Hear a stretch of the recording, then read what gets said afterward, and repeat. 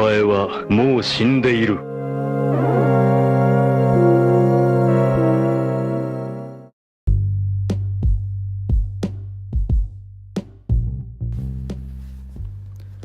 Don't deny the sadness. Just reach for truth in the pain and find its embrace. And there, nestled into it, begin anew, relating to the discovery of you. And follow your dreams. It was an interesting statement for me, advising us to go forth and risk it all in hopes of freeing ourselves from the merry-go-round of punching clocks. But what of the dreams that are simply the same, but just dressed up like roller coasters? From the far reaches of space came we, or something like us even. From there to here we made way. How we got here is a mystery, yet we are here. Is our transposition, our great migration, a dream of another too great for us to comprehend? At this point, it's all theory, except that we are here and it's extremely difficult to live. This is because we endure, we humans. We still cling to hope and we create worlds within this one to escape that which we must endure because we are here. And what are we to become once the suffering is done? Or will it be done at all? Will life relent to allow a resurgence of self-examination and recognition? Can we shake the restraints and break the shackles of our social groups in favor of individual freedoms? Are we too broken a species to go beyond the mortal coil and claim our place next to the Godhead? It's very interesting questions. And I think I was grappling a lot with these ideas after I read A Confession by Leo Tolstoy. Basically, Tolstoy is asking the question of us, is life really meaningless? And it was about a man's battle with finding meaning in life, especially in the face of rationale and science, and not to mention practicality. Leo Tolstoy's story, I felt, was much like my own, where he was wrought with fear and dread and figured it might be better to just take his own life instead of go through all that he was suffering. And since all evidence pointed to life being meaningless, from people like Buddha to Solomon, who said, life was basically feeding on the wind, and life is fleeting and just full of horrors. So if it fits all those things, then why do we suffer here if it's just better to die? Why should we suffer if death is gain? Even as Christians, we know something awaits among the angels of heaven with God. And is it just better to be there anyway? I think eventually Tolstoy came to understand that the meaning of life is embedded within our actions.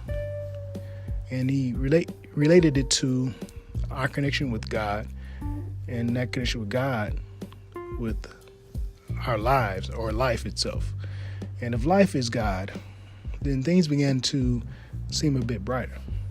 The powerful thing is that the intellectually honest position would be to commit suicide, just get it over with, because you can't, as science as it is, as you try to sift everything out, you just come up with emptiness, I suppose.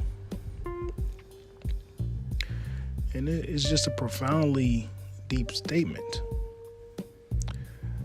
So, in his book, A Confession, on this writing, the final portion that he wrote was about a dream he had. And in this dream, it seems that he's lying in bed, and he's not feeling good or bad or anything like that. He's just feeling that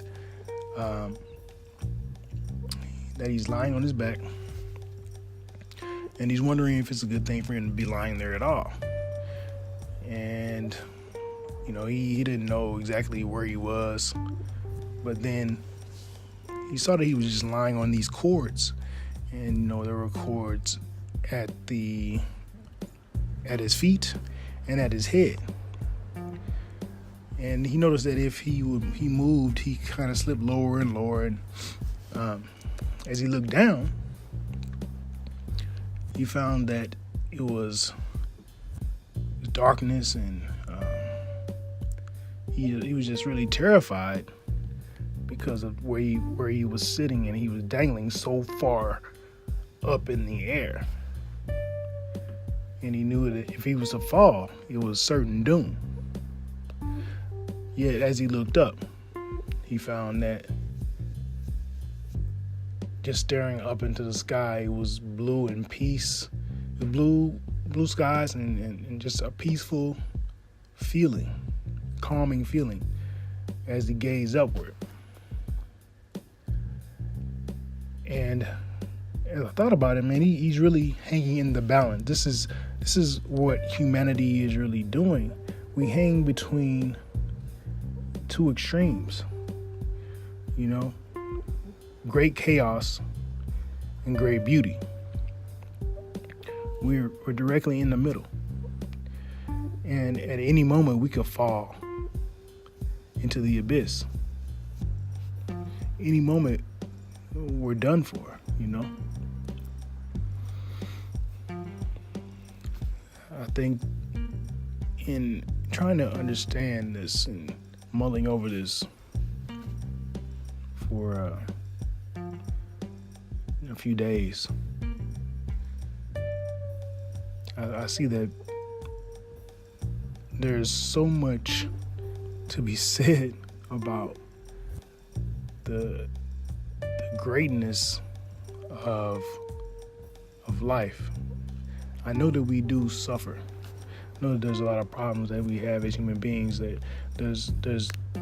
there are people dying every day, people being enslaved, killed, murdered, raped, people starving to death. I mean, it's all type of injustices that are wrought across the world. But I think this is part of what we are here for. The Bible says that we should work out our salvation with fear and trembling. And if that what I just explained to you was not fear and trembling, if the dream that Tolstoy conveyed in his book was not fear and trembling, I don't know what is. The thing about it is, salvation is what you make of it, and it's a very precarious sort of existence that we live. At any moment we can all be lost, and that's what his dream symbolized to me.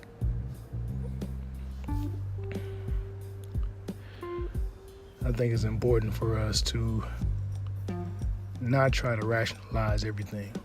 I think it's important to us. It's important for us to remain connected to our inner selves, our spiritual selves, and reach for God at all points. No matter if we're feeling good or if we're feeling bad about whatever. I try not to go on too long with these podcasts. I really try to keep them under 10 minutes. but I would like you. If you like this podcast, you can definitely check out IRREGULARMAN.com for more content. My email address is darkswain. That's DARKSWAINE @gmail.com if you have any questions. Thank you so much for listening.